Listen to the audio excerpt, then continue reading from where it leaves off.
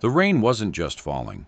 It was a liquid wall, a furious assault against the gleaming hood of the Seraphim Blackhawk. Inside, Alastair Finch felt the silence more profoundly than the storm. One moment, the engine's purr was a low, reassuring thrum of power. The next, nothing.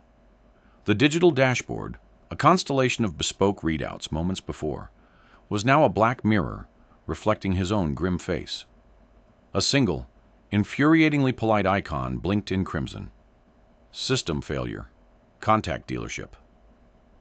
He swore, the sound swallowed by the insulated cabin. Of course.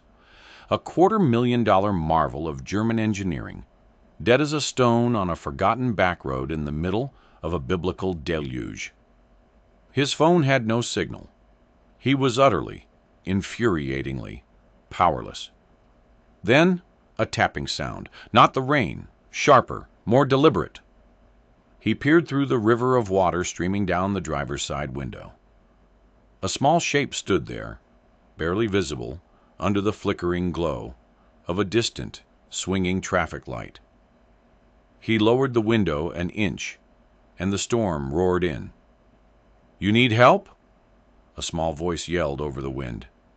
It was a child, a little girl, soaked to the bone, her face framed by a dripping yellow raincoat 2 sizes too big.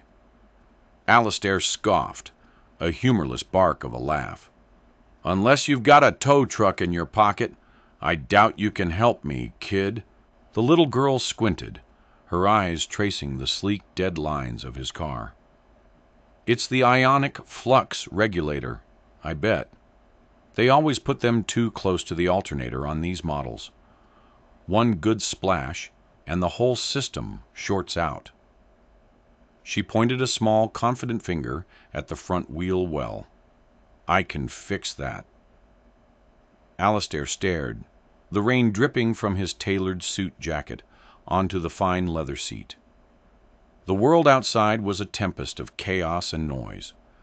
But in that moment, the only thing he could hear was the impossible certainty in that little girl's voice. For a man like Alastair Finch, control was everything. It was the currency he traded in, the armor he wore, the very architecture of his life. From the corner office of Finch Innovations, a global tech empire he had built from nothing, he dictated the ebb and flow of markets, the rise and fall of products, the careers of thousands. His world was a meticulously calibrated machine of schedules, projections, and ruthless efficiency. Grief was an unwelcome variable, a ghost in his machine, and he had spent the last 2 years trying to excise it with the only tool he knew: work. Today was the anniversary.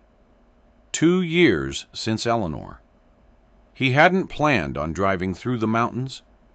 He had planned on a 12-hour workday, back-to-back meetings designed to numb the mind and exhaust the body until the date on the calendar no longer mattered. But as he'd sat in his sterile office, the city lights twinkling below like a silent, indifferent galaxy, the walls had started to close in. Eleanor's phantom scent, a mix of citrus and the oil they used to clean engines parts, had seemed to cling to the air, so he had run. He had gotten in his car, the latest and greatest product of a company he'd recently acquired, and just driven, the destination irrelevant. Now, that escape had become a cage. The little girl, who introduced herself as Lily, didn't wait for his permission. She was already on her knees, peering under the front of the car, her small flashlight cutting a bright, focused beam through the gloom. "Yep," her voice was muffled. "Just like I thought. The casing is cracked. You're not going anywhere till it's patched and dried." "And I suppose you've got a full-service garage in that yellow raincoat?" Alastair asked, his voice dripping with the sarcasm that had withered executives twice his age. "Nope," she said, popping back up, completely unfazed. "But my dad does." It's just a half-mile down the road. It's not fancy, but we've got tools." She looked him up and down, taking in his expensive, useless suit. "You're getting all wet. You should come wait at our place. Dad's making stew." Alistair's first instinct was to refuse, to sit in his silent, leather-scented tomb and wait for the storm to pass, for civilization to find him. The idea of seeking refuge in some ramshackle garage, of eating stew with strangers, was anathema to him. But the cold was beginning to seep into his bones, and the crimson icon on his dashboard continued its mocking blink. He had no choice. It was the most galling realization of all. "Fine," he bit out, grabbing his briefcase. He stepped out of the car and was immediately assaulted by the wind and rain. The bespoke Italian leather of his shoes was instantly soaked. Lily led the way, her small boots splashing through puddles, with a practiced rhythm. She walked with a purpose that belied her age, a small, bright beacon in the gray misery of the storm. The town, if it could be called that, was a sad collection of shuttered storefronts and sagging porches. A sign for Havenwood hung crookedly, its paint peeling. It was a place the world had forgotten, a ghost of a town slowly being reclaimed by the wilderness around it. The garage was at the end of the main street, a squat cinder-block building with a single, sputtering bulb over the bay door. Sam's Auto Repair was painted on a wooden sign, the letters faded and weathered. The place looked as tired and worn out as the rest of the town. Lily pushed open a small side door. "Dad, I found one!" she yelled. The smell of grease, hot metal, and something savory hit Alistair all at once. The interior was cluttered but organized. Tools lined the walls in neat rows. Engine blocks sat covered in tarps, and in the center of the concrete floor, a battered pickup truck was hoisted on a lift. A tall, lean man emerged from under the truck, wiping his hands on an already blackened rag. He had a kind, weary face, with lines around his eyes that spoke of long hours and little sleep. He looked from his daughter to the drenched, scowling man in the $1,000 suit. "Found one what, Lilybug?" the man asked, his voice a low, gentle rumble. "A Black Hawk," Lily announced proudly. "Seraphim V12. The ionic flux regulator is shorted out. Can we fix it?" The man, Sam, raised an eyebrow, his gaze shifting to Alistair. "Your car?" "It would appear so," Alistair said stiffly. "Your daughter seems to think you can help." Sam gave a slow nod, his eyes taking in Alistair's drenched state. "Well, we can't do anything till this storm lets up. But Lily's right. You're soaked through. Come on in the back. Stew's on." He led Alistair through a door into a small, attached apartment. It was a simple space, sparsely furnished, but clean and warm. A pot simmered on a small stove, filling the room with the rich scent of beef and vegetables. Lily was already shrugging out of her raincoat, revealing a faded pair of overalls over a flannel shirt. "I'm Sam," the man said, extending a calloused, grease-stained hand. Alistair hesitated for a fraction of a second before shaking it. The man's grip was firm, honest. "Alistair Finch." "Well, Alistair Finch," Sam said with a small, tired smile. "Looks like you're stuck in Havenwood for a bit. Grab a seat. The stew will be ready in 5. Alistair sat at the small wooden table, his briefcase on the floor beside him, feeling utterly displaced. He was a creature of boardrooms and first-class cabins. This cozy, humble kitchen felt more foreign to him than any country he'd ever visited. Lily clambered onto the chair opposite him, her dark eyes studying him with an unnerving intensity. "You're rich, aren't you?" she asked with the blunt honesty only a child possesses. "Lily," Sam admonished gently from the stove, "that's not polite." "It's just an observation," Alistair replied, a hint of his usual coldness creeping back into his voice. "Your watch costs more than our truck," Lily stated, not as an accusation, but as a simple fact. "Why do you look so sad?" The question caught him completely off guard. He opened his mouth to deliver a cutting retort, to put this precocious child in her place, but the words wouldn't come. He just stared at her, at this little girl in overalls, who saw not his wealth or his power, but the deep, gnawing sadness he tried so hard to hide. Sam placed a steaming bowl of stew in front of him, the simple gesture, a quiet act of grace. "Eat up," he said softly. "It's a bad night to be on the road." Alistair looked down at the stew. It was thick with potatoes, carrots, and generous chunks of beef. It smelled like home. A memory, sharp and painful, pierced through his carefully constructed defenses. Eleanor, on a rainy Sunday, humming in their kitchen, a smudge of flour on her cheek. He picked up the spoon, his hand unsteady. He hadn't just run from his office. He had been running from this, from the ghost of a warmth he thought he could never feel again. The stew was, to Alistair's surprise, delicious. It was unpretentious, nourishing, and deeply comforting. He ate in silence, the clinking of spoons against ceramic, the only sound besides the drumming of rain on the tin roof. He was acutely aware of the father and daughter pair at the table with him. They ate with a comfortable familiarity, Sam occasionally reaching over to wipe a drip of gravy from Lily's chin. Lily chattering about her day at school, about a book she was reading, about the stray cat she'd named Wrench. Their world was small, contained within those few rooms and the struggling garage next door, yet it felt more complete than anything Alistair had experienced in years. His own life was a sprawling empire of assets and acquisitions, yet at its center was a hollow, echoing void. "So, what brings you out this way, Mr. Finch?" Sam asked after clearing the bowls. "Not much on this road, but a short cut to the interstate that ain't really shorter." "Business," Alistair lied automatically. It was his standard answer, a shield against personal questions. "I had a meeting in Northwood." In this storm? Sam raised a skeptical eyebrow, but didn't press the issue.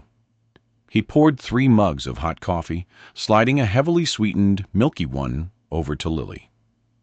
Alistair watched the girl cradle the warm mug in her hands. Her small fingers, he noticed, were smudged with grease, her nails short and practical. She wasn't like the children of his colleagues, pampered, pristine creatures, shuttled between tutors and equestrian lessons. This child lived in a world of spark plugs and fan belts. "Lily's got a knack for it," Sam said, following his gaze. "Her mom was the real mechanic in the family. Taught me most of what I know. Lily's got her hands." The mention of her mother was casual, but a shadow passed over Sam's face. Alistair recognized it instantly. It was the same shadow he saw in his own reflection every morning. "She passed away?" Alistair asked, the question leaving his lips before he could stop it. It was a door he never opened with strangers. Sam nodded, his eyes fixed on the swirling steam from his coffee. 3 years ago, a flu that turned into pneumonia. By the time we got her to the hospital in Northwood, it was too late." He sighed, a sound heavy with old pain. "It's just been me and the lily bug since then." A silence settled over the table, filled with the unspoken understanding of shared loss. Lily, sensing the shift in mood, slid off her chair and went to a small bookshelf. She returned with a well-worn book, its cover depicting a fantastical flying machine. "Dad, can you read the chapter about the gyroscopic stabilizers?" Sam's face softened as he looked at her. "In a little bit, sweetie. Let Mr. Finch finish his coffee." "It's fine," Alistair said quickly. "Don't let me interrupt." He felt a sudden desperate need to not be the cause of any more sadness in this small, warm room. Lily looked at him, her head tilted. "Do you like engines?" I run a technology company," he said, the description feeling strangely inadequate. "What kind of technology?" "Electronics. Software. We design the systems that make things like my car run." Lily's eyes lit up. "So you know about microprocessors? And signal chains? Do you use quantum tunneling diodes in your processors? Because the latency on those is supposed to be almost zero. But I read that they have problems with thermal bleed." Alistair was stunned into silence. He stared at the 8-year-old girl, who was casually discussing theoretical component physics. He'd had lead engineers who couldn't explain the concept that clearly. "Where did you learn about that?" he finally managed to ask. "My mom's old textbooks," Lily said, as if it were the most normal thing in the world. She went to a fancy engineering school before she met Dad. She said that understanding the big ideas was the key to fixing the small things. She turned to her father. "Dad says Mom was the smartest person he ever met." "That she was," Sam agreed quietly. Alistair felt a strange pang in his chest. Eleanor had said things like that. She had been the visionary, the one who saw the elegant sweeping theories behind the nuts and bolts of their work. She'd been a brilliant engineer, the true heart of their company, in its early days, before it had become an empire, before he had pushed her out of the lab and into the role of the CEO's wife. He reached into his inner suit pocket, his fingers searching for the familiar cool, smooth surface of his wallet. Instead, they brushed against something else. He pulled it out. It was a small silver locket, oval-shaped and intricately engraved with her initials, EF. He always carried it with him. He hadn't opened it in 2 years. Lily's eyes widened. "That's beautiful." Without thinking, Alistair's thumb found the tiny clasp and pressed it. The locket sprang open. On one side was a miniature portrait of a smiling, vibrant Eleanor. On the other, a tiny, intricately folded piece of paper. Lily leaned closer. "Who is she?" "My wife," Alistair heard himself say, his voice thick. He looked at the tiny photograph, and for the first time in 2 years, the memory didn't just bring pain.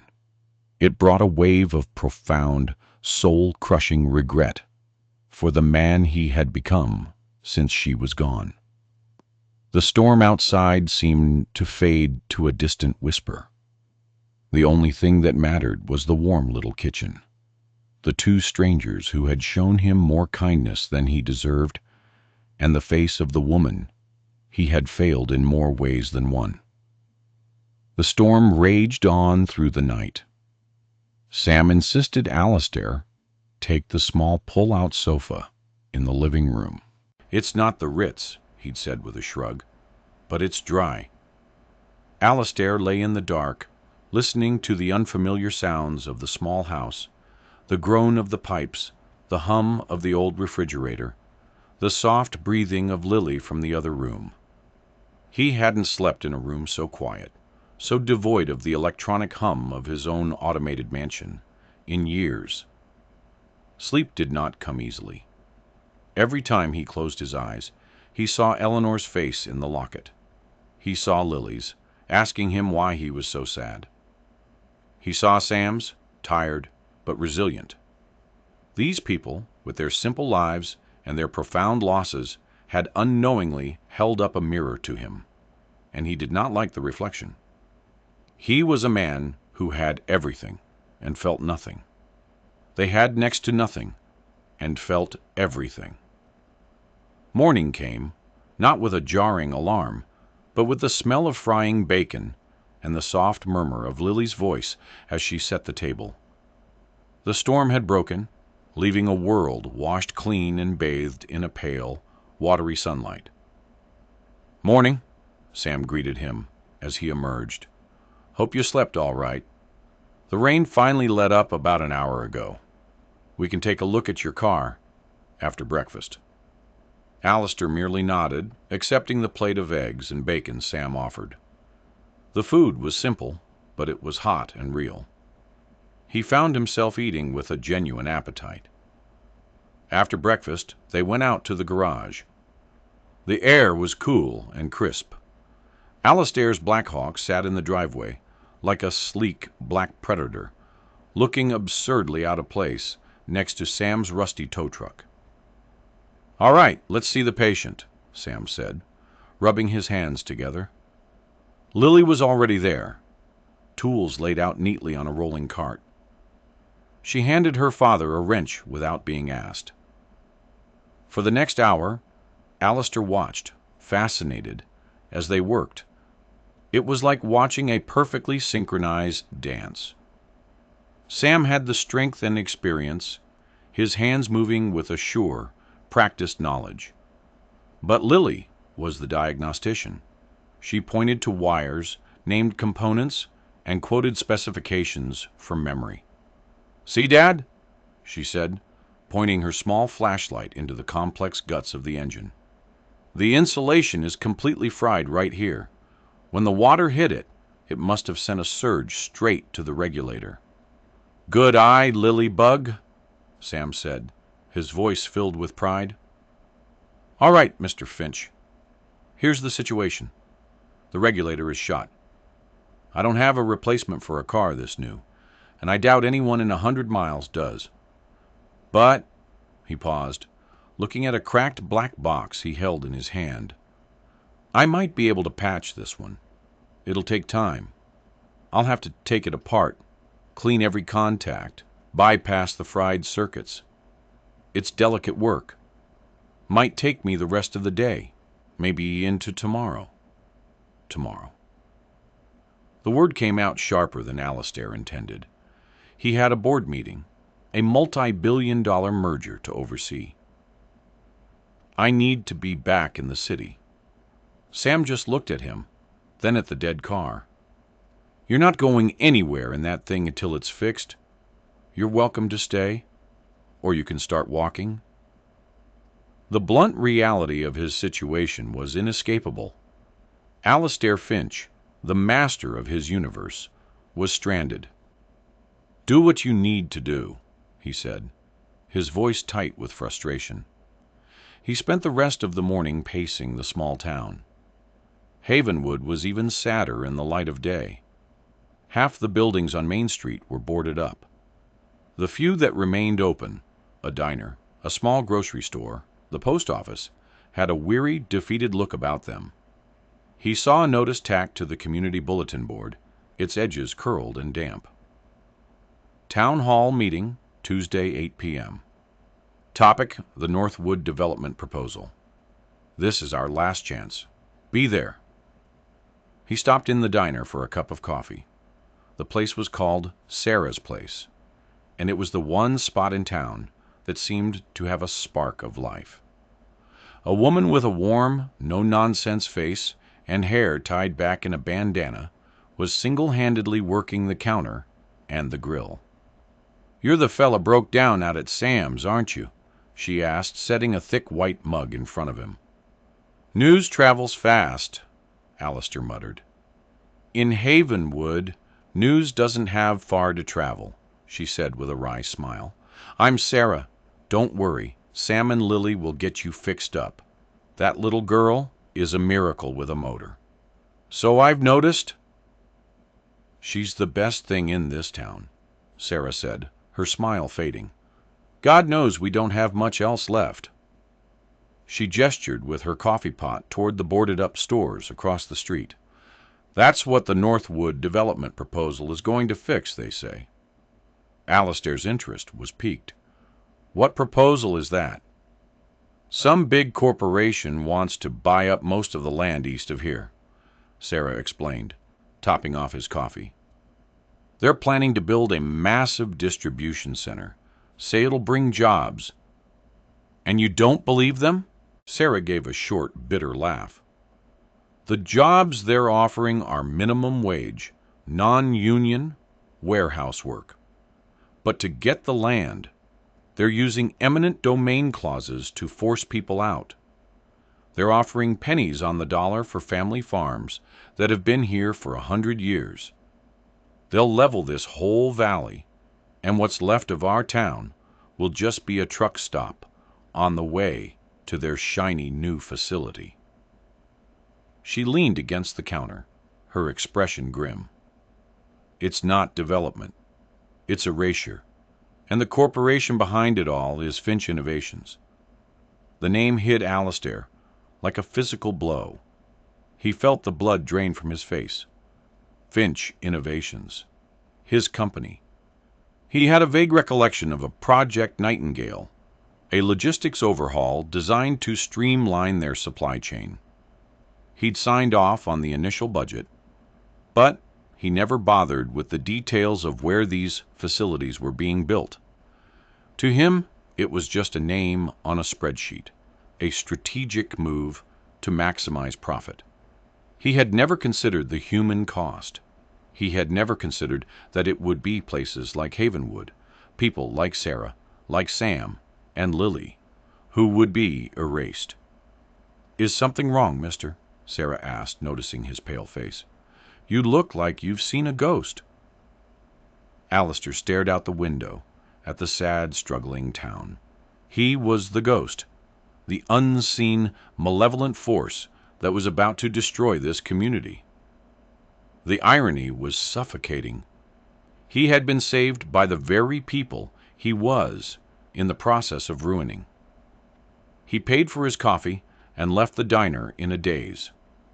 He walked back to the garage, the name Project Nightingale echoing in his head.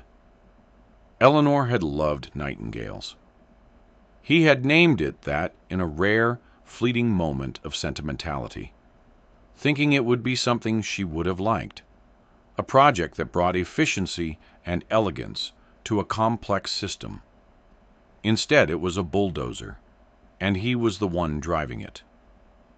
Back at the garage, Sam was hunched over a workbench, a magnifying glass strapped to his head, soldering tiny wires with the delicate precision of a surgeon.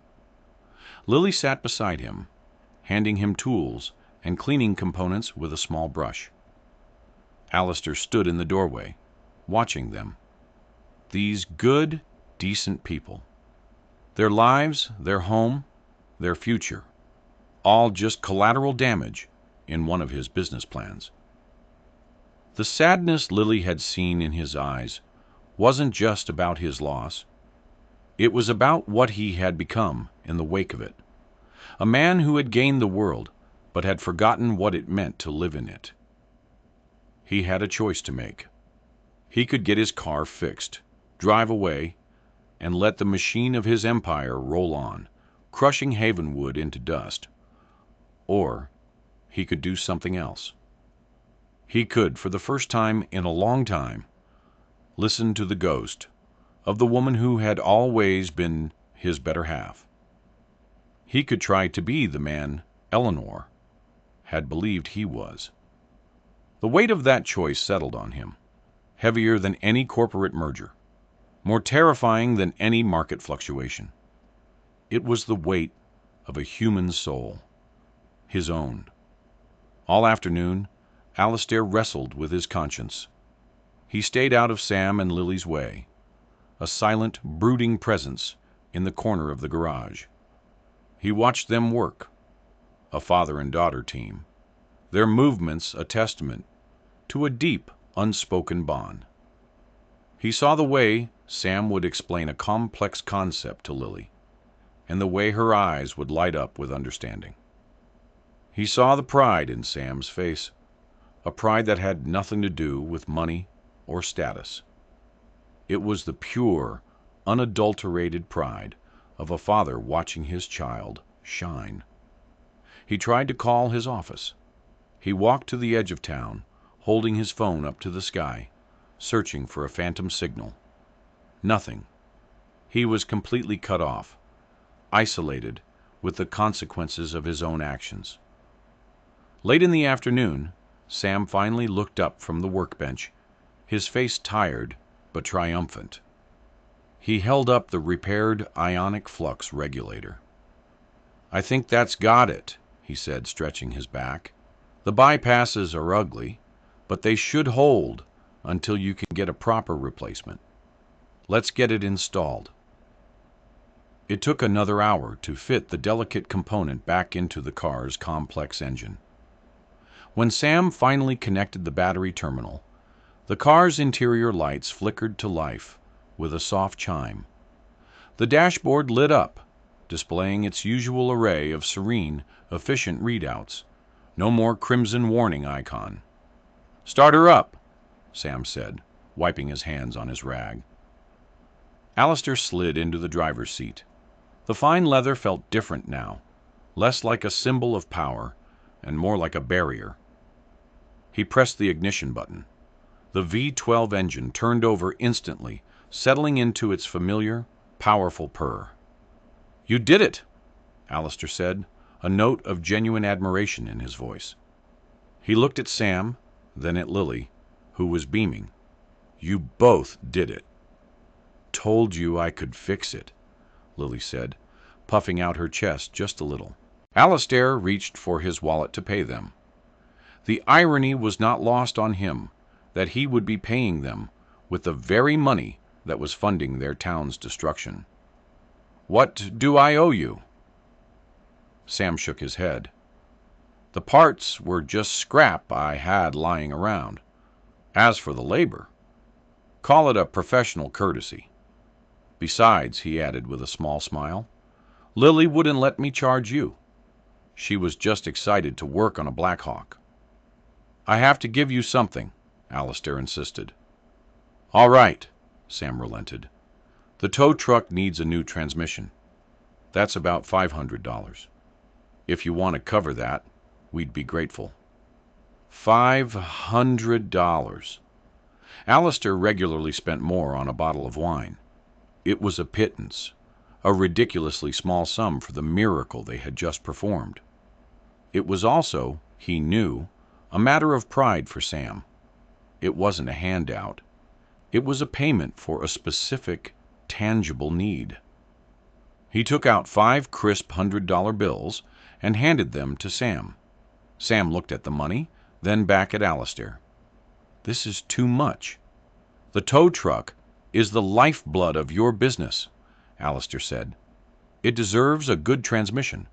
Consider the rest for consulting fees." He looked at Lily. "Your daughter has a very bright future as an engineer." For the first time, Sam's tired face broke into a wide, genuine smile. "Thank you, Mr. Finch. This helps, more than you know." It was time to leave. The sun was setting, painting the sky in shades of orange and purple. There was nothing keeping him here. He could drive back to his empty house, his empty life, and pretend Havenwood never existed. He got in the car. He looked at the perfect dashboard, the purring engine, the open road ahead of him, and he felt nothing. No relief, no satisfaction, just a profound emptiness. He looked out the window at Sam and Lily standing in the doorway of their garage, the warm light from their home spilling out around them. They were waving. He had been a stranger, a rude, arrogant man who had stumbled into their lives. And they had fed him, sheltered him, and fixed his broken world, asking for almost nothing in return. He couldn't do it. He couldn't just drive away. He turned off the engine.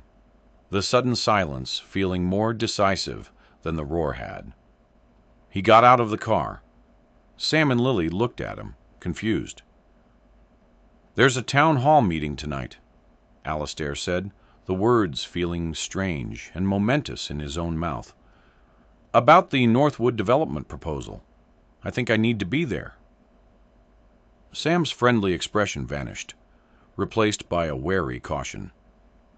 "What's that got to do with you?" "More than you think," Alastair said grimly.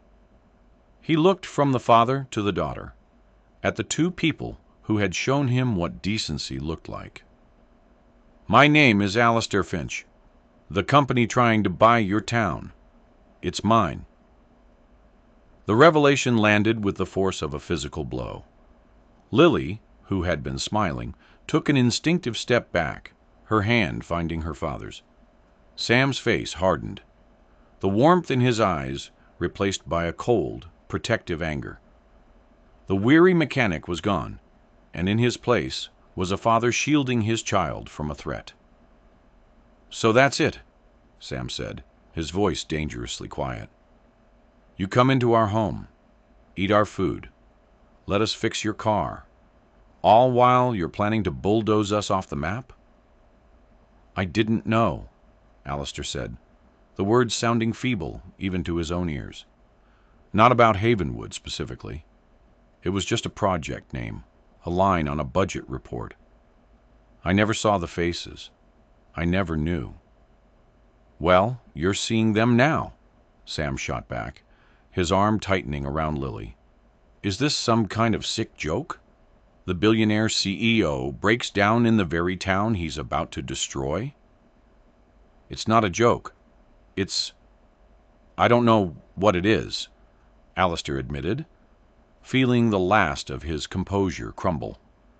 "I just know that I can't leave without trying to understand." The town hall meeting was held in the Grange Hall, a cavernous, dusty building that smelled of old wood and desperation.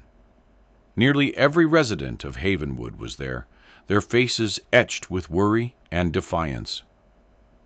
They sat on folding chairs, a small, tight-knit army facing its final battle. Sarah, the diner owner, stood at a makeshift podium, laying out the stark details of the Finch Innovations proposal. "They're offering us 30 cents on the dollar for our property," she said, her voice ringing with indignation. "They call it a fair market assessment. I call it theft. They're telling us this is progress, that their distribution center will bring prosperity. But who will be here to see it? Not us." A murmur of angry agreement went through the crowd. An old farmer in overalls stood up. "My family has worked that land for 4 generations. I'll be damned if I'm going to let some faceless corporation from the city pave it over for a parking lot." Alastair stood in the back of the hall, half hidden in the shadows. Sam and Lily were there too, sitting near the front. He could feel their eyes on him, their presence a constant searing reminder of his hypocrisy. He listened as person after person stood up to speak, their voices trembling with emotion. They spoke of history, of community, of a way of life that was being threatened. They weren't talking about property values. They were talking about their homes, their identities. Finally, Sam stood up.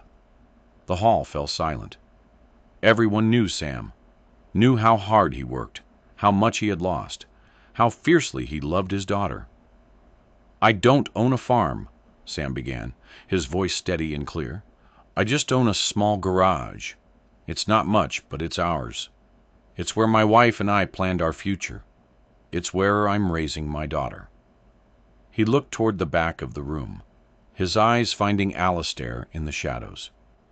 "This morning, a man told me my daughter had a bright future as an engineer. He's right. She's smarter and more capable than I could ever be. But she won't get that future if we're forced out of our home. with just enough money to maybe rent a room somewhere for a few months before we're out on the street. He continued, his gaze unwavering. These corporations, they talk about progress and efficiency, but they don't see us. They don't see the lives they're disrupting. To them, we're just an obstacle on a map, a problem to be cleared away. He paused, taking a deep breath. Well, we're not just an obstacle. We're people. This is our home, and we're not leaving without a fight. The hall erupted in applause and shouts of support. In that moment, Alistair felt an overwhelming wave of shame. Sam wasn't just talking about a faceless corporation. He was talking about him, Alistair Finch, the man in the expensive suit who signed the papers without a second thought. He knew what he had to do. He started walking toward the front of the hall. A hush fell over the room as people turned to stare at the stranger. He could feel Sam's glare, hot and intense. He reached the podium and turned to face the crowd. "My name is Alistair Finch," he said, his voice amplified by the cavernous room. A collective gasp went through the hall. "I am the CEO of Finch Innovations." The silence that followed was absolute, thick with shock and hostility. "What Sam said is true," Alistair continued, his voice shaking slightly. "To me, until yesterday, you were just an obstacle on a map, a project name. And for that, I am truly, deeply sorry." He looked at the sea of faces, angry, hurt, confused. "I didn't know. That's not an excuse, it's a confession. I've spent the last 2 years so focused on my own loss, on my own work, that I stopped seeing the people my decisions were affecting. I lost my wife 2 years ago. She was the heart of my company and the heart of my life. When she died, I think I died with her. I just kept the machine running." He pulled the locket from his pocket and held it up. She was an engineer. She believed that technology should be used to build things up, not tear them down. She would be ashamed of what I've allowed our company to become. He took a deep breath, his eyes finding Sam and Lily. "Yesterday, my car broke down in the storm, and a little girl and her father took me in. They fed me. They fixed my car. They showed me kindness when I deserved none." His voice cracked. "They reminded me of what it means to be human, to be part of a community." He turned to Sarah.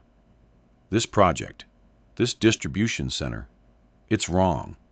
It's a betrayal of everything my wife believed in, and I will not let it happen." He pulled out his phone. By some miracle, a single bar of service had appeared. His hands trembled as he dialed a number. The phone rang once, twice, before a crisp, professional voice answered. "Marcus." "Marcus," Alistair said, his voice hard as steel. "It's Alistair. Project Nightingale is canceled, effective immediately." "What?" The voice on the other end was incredulous. "Alistair, we have contracts. We're days away from closing. We can't just cancel it." "Watch me," Alistair said. "Liquidate the land holdings. Sell them back to the original owners for the price we paid. And any losses will come out of my personal dividend.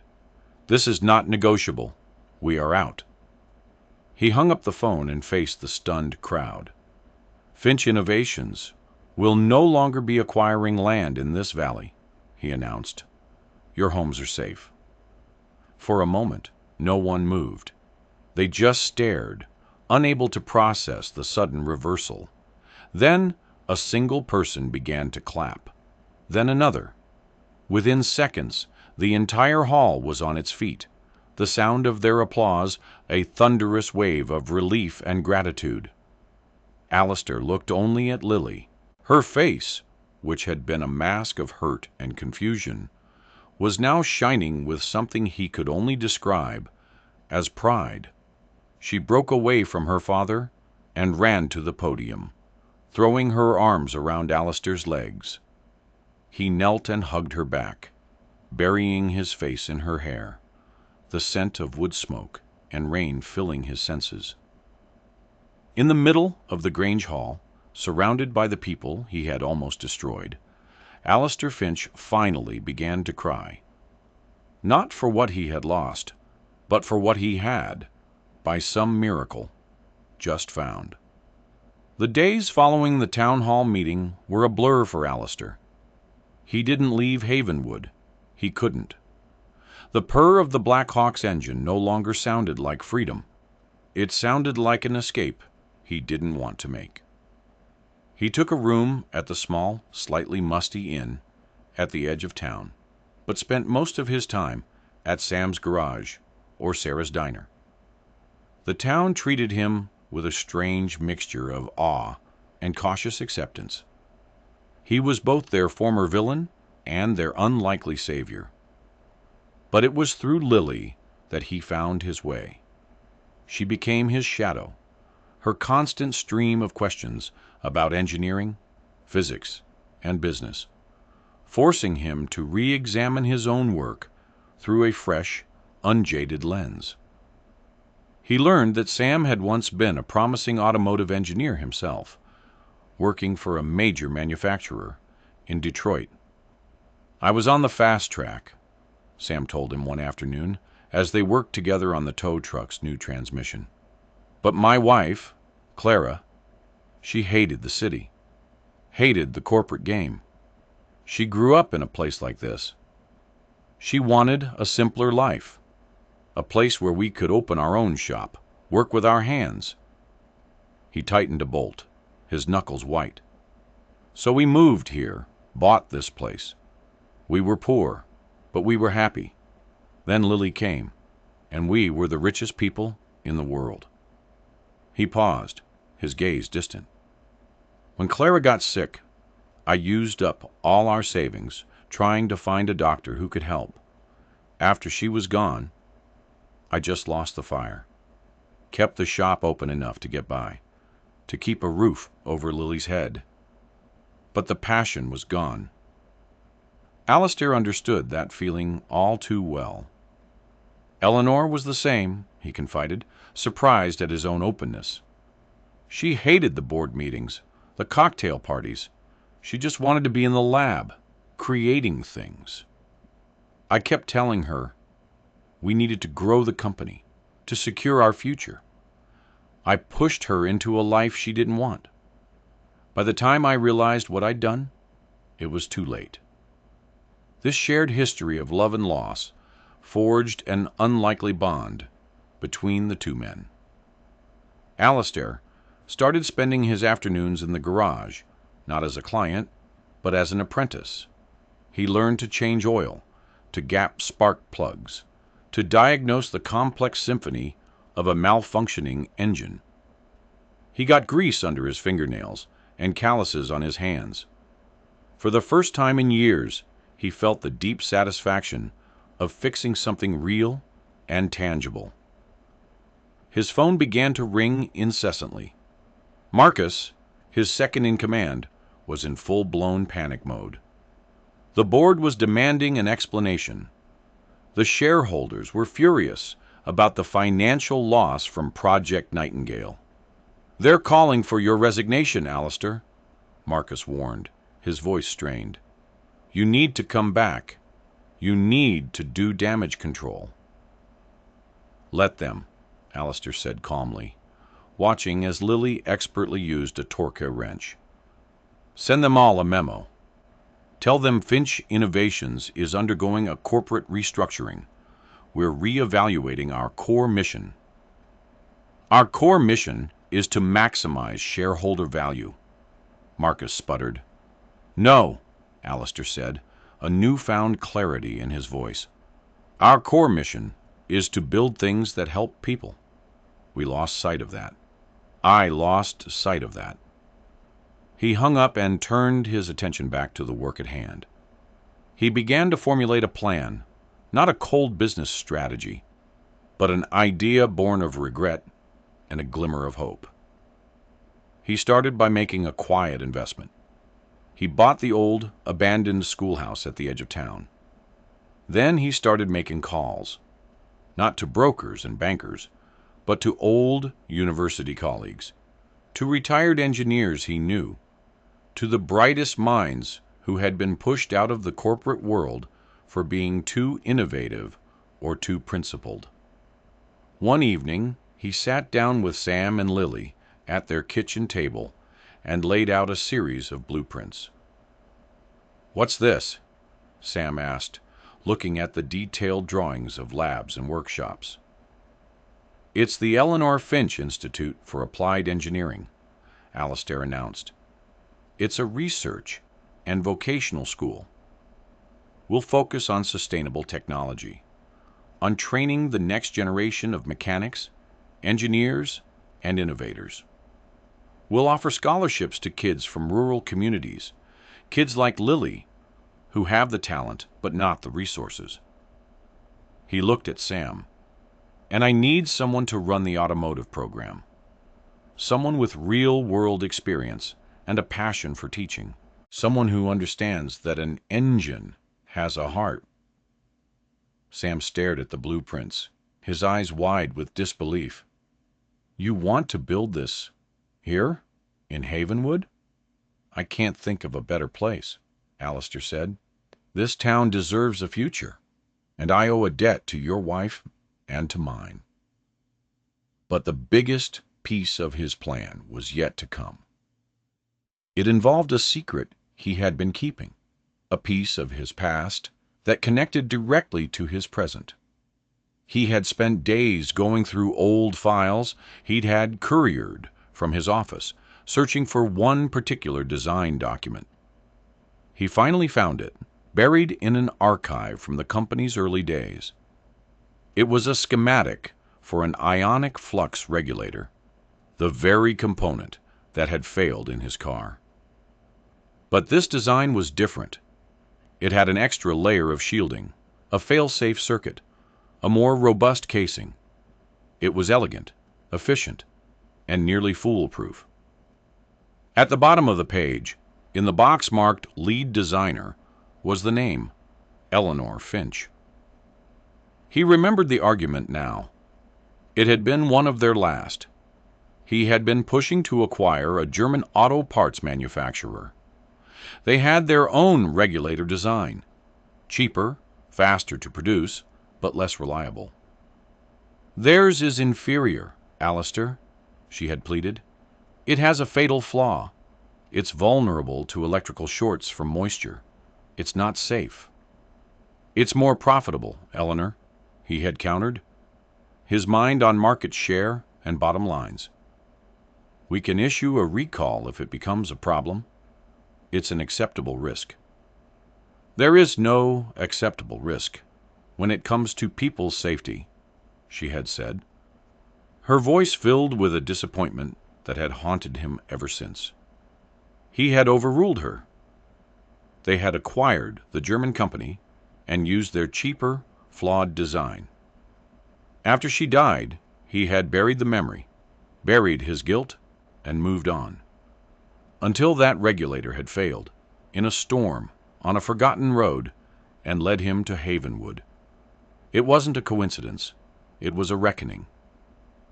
He brought the two schematics, Eleanor's original design and the flawed one used in his car, to the garage. He laid them out on the workbench for Sam and Lily to see. "This one," he said, pointing to Eleanor's design, "is the one my wife created. This one," he pointed to the other, "is the one I chose to use because it was cheaper." Lily studied the two drawings, her brow furrowed in concentration. "Your wife's design. It would have never failed. The triple redundant shielding is brilliant." She looked up at him, and for the first time there was no childish admiration in her eyes, only the clear, sharp judgment of a fellow engineer. "Why didn't you use it?" The simple question from this 8-year-old girl was more damning than any boardroom accusation. Because I was a fool, Alistair said, his voice thick with shame. I was a businessman, not an engineer. I was a husband who stopped listening to his wife. Her death wasn't an accident. She had a heart condition we didn't know about. The stress of our last few years together. The doctor said it contributed. My choices. They didn't just put drivers at risk. They helped kill the person I loved most. The confession hung in the quiet air of the garage. Sam put a comforting hand on Alistair's shoulder. Lily, after a moment's hesitation, took his other hand. It's not too late to fix it, she said softly, her voice echoing the words she had spoken to him in the storm. We can make it right. And in that moment, Alistair knew she was right. It wasn't just about saving a town anymore. It was about honoring a legacy. The grand opening of the Eleanor Finch Institute was 6 months later. The transformation of Havenwood was nothing short of miraculous. The old abandoned schoolhouse had been beautifully restored, its windows gleaming, its labs filled with state-of-the-art equipment. Main Street was bustling. New businesses had opened, drawn by the influx of students and faculty. Sarah's diner had expanded, and she'd hired 2 new waitresses. Sam's Auto Repair was now the lead workshop for the Institute's automotive program, with 3 new mechanics working under him. Alistair stood on the steps of the new institute. A crowd of townspeople, students, and reporters spread out before him. He was no longer the ruthless CEO of Finch Innovations. He had stepped down, appointing a new, more conscientious leader, and had taken on the role of chairman of the Finch Charitable Foundation, which now fully funded the institute. He looked different. The hard lines on his face had softened. He wore a simple tweed jacket instead of a tailored suit. He looked out at the crowd and saw Sam, standing tall and confident. He saw Sarah, beaming with pride. And he saw Lily, standing in the front row, holding a scholarship certificate that named her as the first official student of the Eleanor Finch Institute. A building is just a building, Alistair said, his voice carrying over the crowd. A company is just a company. But an idea can change the world. Eleanor Finch had an idea. That technology should serve humanity.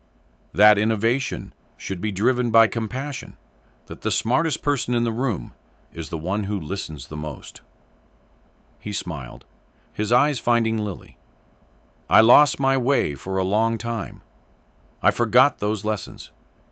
But this place, this community, you have all reminded me. He paused, looking up at the name carved above the entrance. This institute is not just a memorial to my wife. It is a promise to build a better future, a promise to fix what is broken, a promise to listen to the small voices that speak the biggest truths.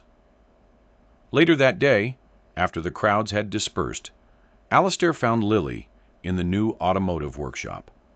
She was standing in front of a brand-new Seraphim Blackhawk, its hood open. I've been looking at the new schematics, she said, tapping a tablet screen that displayed Eleanor's original perfect design. We're recalling every car that used the old regulator. We're replacing it with this one. My wife's design. Lily nodded, a serious expression on her face. It's the right thing to do. She looked up at him, a wrench in her hand. You know, the engine on this new one has a slight calibration issue in the 3rd cylinder. The timing is off by a few milliseconds. Alistair looked at her, then at the complex engine, and for the first time in his life, he laughed. A real, deep, joyful laugh. Well then, he said, rolling up his sleeves, what are we waiting for? Let's fix it. Together, the former billionaire and the little girl from the forgotten town leaned over the engine, their heads close together, their hands working in perfect harmony. The sun streamed through the large workshop windows, illuminating the grease on their fingers and the hope in their hearts. The machine purred, not with the cold perfection of corporate power, but with the warm, steady rhythm of a legacy reclaimed and a future rebuilt, one bolt at a time. The story of Alastair Finch and Lily of Havenwood became a quiet legend, a reminder that the biggest changes often start with the smallest acts of kindness. It teaches us that it's never too late to fix what's broken, whether it's an engine or a life. Their journey shows that our greatest tragedies can sometimes lead us to our true purpose, and that a person's worth is measured not by what they own, but by what they are willing to give back. True innovation, they proved, isn't just about creating new technology. It's about rediscovering our own humanity.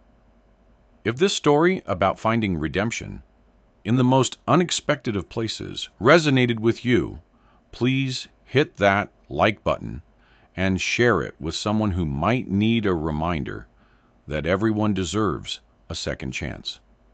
Don't forget to subscribe to the channel for more inspirational stories that prove that even in the biggest storms, a little light can guide you home. Thank you for watching.